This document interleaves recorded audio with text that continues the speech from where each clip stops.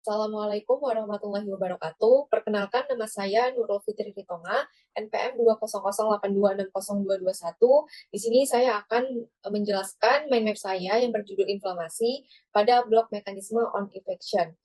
Nah, yang pertama pada definisi, inflamasi atau peradangan adalah respon kompleks yang melibatkan sistem imun, kekebalan tubuh untuk melawan berbagai macam ancaman, yaitu yang contohnya seperti yang pertama pada infeksi. Nah, kalau pada infeksi pertama itu ada contohnya itu bakteri, virus, jamur, dan parasit. Lalu yang kedua ancamannya itu seperti cedera, yaitu ada cedera luka, patah tulang, dan luka bakar.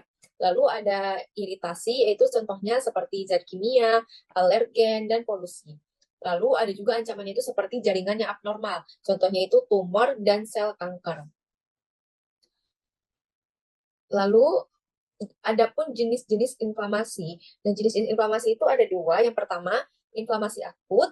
Yang kedua ada inflamasi kronis, yang dimana inflamasi akut itu jangka pendek, yaitu berlangsung beberapa hari hingga minggu, dan penting untuk melawan infeksi dan memulai proses penyembuhan. Sedangkan inflamasi kronis, yaitu dia jangka panjang, yang dimana dia akan berlangsung berminggu-minggu, berbulan-bulan, atau bahkan dia bertahun-tahun, dan dapat menyebabkan kerusakan jaringan dan komplikasi kesehatan.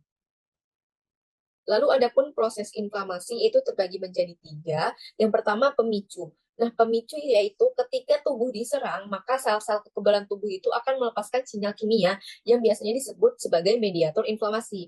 Nah, lalu sel darah putih atau mediator inflamasi tersebut akan menarik sel darah putih yang terutama neutrofil dan makrofag ke lokasi yang terkena.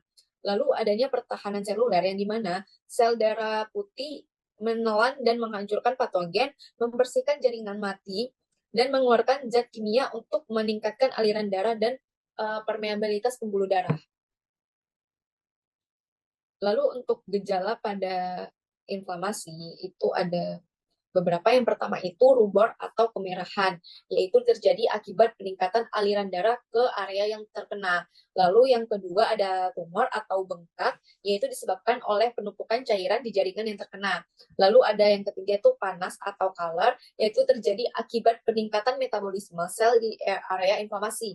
Lalu yang keempat itu ada nyeri atau biasa disebut dengan dolor, yang dimana itu disebabkan oleh aktivitas reseptor nyeri di jaringan yang terkena.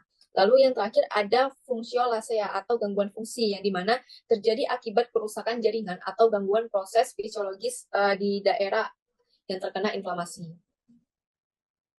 Lalu adapun gejala lain pada inflamasi yaitu yang pertama ada demam, yang dimana terjadi akibat pelepasan pirogen, zat kimia yang akan bisa meningkatkan suhu tubuh, makanya kita akan biasa akan terjadi demam. Lalu yang kedua itu adanya kelelahan, yang dimana respon tubuh terhadap stres inflamasi, maka akan menyebabkan kelelahan.